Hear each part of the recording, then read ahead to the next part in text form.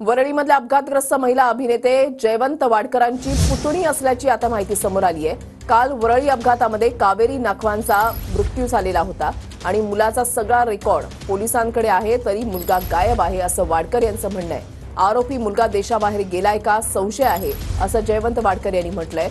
2 ते 3 किलोमीटर फरफटत नेलं गेलं असं जयवंत वाडकर यांनी म्हटलेलं आहे।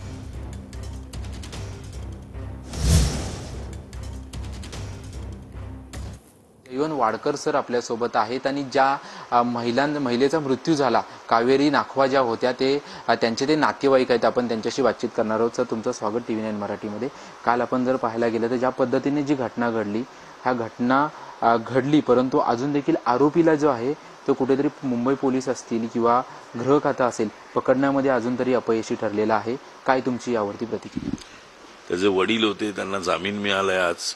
ड्रायव्हरसाठी 1 दिवसाची कस्टडी मिळाली, पण मुलाचे सगळे रेकॉर्ड तुमच्याकडे आहेत।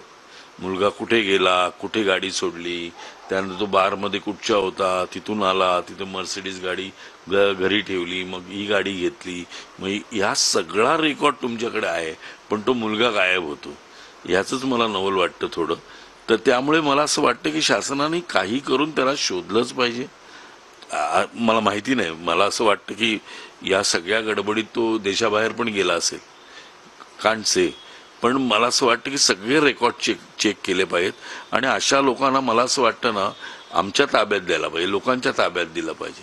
कायदा आपण म्हणतो की हातात घ्यायचा नाही, पण असल्या लोकांना असंच, म्हणजे माझा भाऊजी सांगतोय गाडी थांबव, तो टॅक्सी करून मागे गेला, 2 ते 3 किलोमीटर त्या मुलीला घसडवत नेलं। खरंच सांगतो, माझा मुलगा, मी नव्हतो तिथे, पण माझा भाऊ, लहान, हे सगळेजण होते नायर हॉस्पिटलला। त्यांना ज्यावेळी बघायला बोलवलं त्यावेळी ते हादरले। माझ्या एका भावाला ते चक्कर आली, ते बघवत नव्हतं तिथं। इतक्या विकृतपणे करायचं ना, म्हणजे माणूस, आपण अरे उंदीर आला तरी आपण गाडी अची होते आपली गाडी चालवताना। तुम्हाला एक माणूस समोर आहे, समोर बोनटवर दिसतोय, तरी तुम्ही गाडी घेऊन जाता, म्हणजे किती निर्दयी, किती। मला माहिती नाही, तो दारूच्या नशेत असू शकतो, 101% असू शकतो, कारण का त्याला जर 1-1.5 वाजता जर तो त्या बारमधून बाहेर पडलाय, म्हणजे त्याचा असर त्याच्यावर असेल, माहिती नाही। आणखीन ही जी, आणि हा उद्दामपणा, हा मास जो आहे ना पैशाचा, हा कुठेतरी थांबला पाहिजे। कॅमेरामन रवी साखरकर सह निवृत्ती वाबर, TV9 मराठी, मुंबई।